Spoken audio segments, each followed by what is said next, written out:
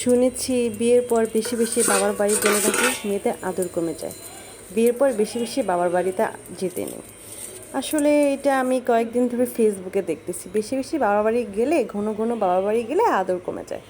আসলে কি তাই আমি তো জানি না, কিন্তু সবাই কি বুঝে প্রত্যেকটা মেয়ের বিয়ের পর তার বাবা বাড়ি যেতে কতটা ইচ্ছা হয়, সে সব কিছু কত কত খারাপভাবে মিস করে, এটা মনে হয় সবাই বোঝে না।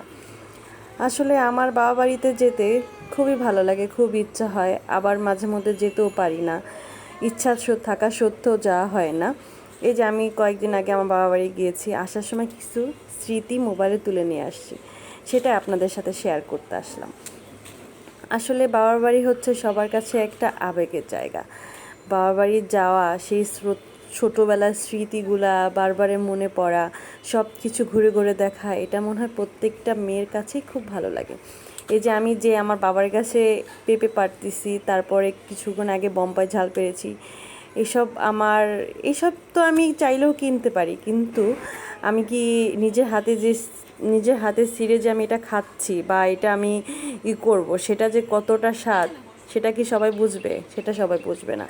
এগুলো আর কয় টাকা, আমি কিন্তু চাইলে এগুলো বাজার থেকে কিনতে পারি, কিন্তু এটা কিন্তু লক্ষ কোটি টাকা দিয়েও হবে না। এই আনন্দ ঘন মুহূর্ত কিন্তু লক্ষ কোটি টাকা দিয়েও আপনি কোথাও পাবেন না।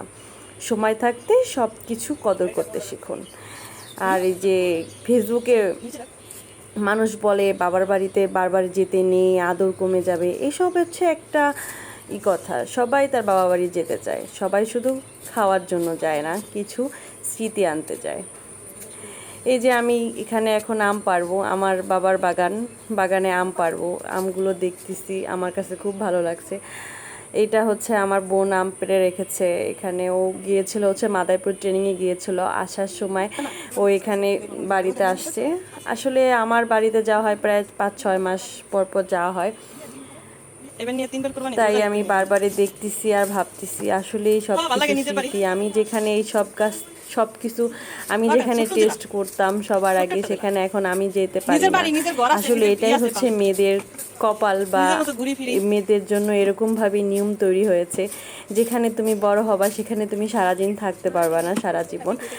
আসলে মেয়েরা বড়ই হয় হচ্ছে অন্যের ঘর সাজানোর জন্য, অন্যের বাড়ি আলোকিত করার জন্য মেয়েদের জন্ম হয়। আসলে সব মেয়েদের কপালে কি এরকম? সব মেয়েদের কপালেই হচ্ছে এরকম হয়। আর তুমি যেখানে জন্মগ্রহণ করেছো সব কিছু স্মৃতি রাখবা, সব কিছু স্মৃতিতে থাকবে। আর তুমি যেয়ে পড়বা অন্য জায়গায়, অন্য জায়গায় গিয়ে তোমার ঘর সংসার করতে হবে, যেখানে তুমি 20-25 বছর কাটিয়েছো, যেখানে সব কিছু তোমার চেনা জানা, কিন্তু সেখানে তুমি সারা জীবন থাকতে পারবে না। তোমার আগে যে থাকতে হবে তোমার অচেনা জায়গায়, সব কিছু সেখানে তোমার যে আবার নতুন করে গুছাইতে হবে। এটাই হচ্ছে মেয়েদের জীবন। আসলে কিছুক্ষণ আগে আমি একটা পোস্ট পড়েছিলাম, হচ্ছে একটা কমেডি পোস্ট ছিল ওইটা।